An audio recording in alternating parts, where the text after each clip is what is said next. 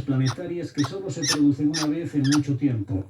Proyecto específico que necesitaba que la noche X fuera observado, ¿no? Besito. Que se estaba estudiando cuestión. Evidentemente esos proyectos, al no poderse observar esta noche, pues tendrá que esperar otra oportunidad.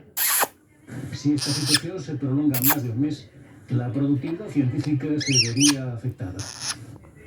¿Cómo tira el besito? Y finalizamos en Suecia, donde se están utilizando cobertores de tela para proteger a los glaciares del derretimiento. ¡Hurra, periquito! Esta técnica ha evitado ¡Hurra, que periquito! a menos 3.5 metros de altura del glaciar Gelax.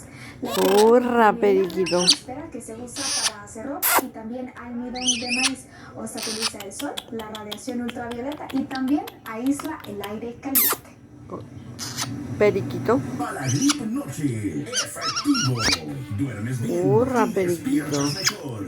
Alivio rápido. ¡Hurra! Los síntomas de la gripe con Palagrip. ¿Y la tos? Así la situación climática nacional e internacional. Gracias, ¿Entonces? Roberto, un anticipo.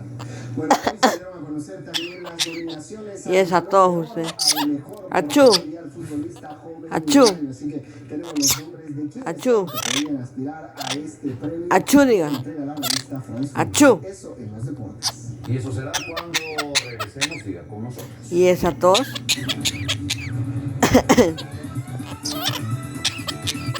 ¿Y esa? ¿Quiere ver cómo tose?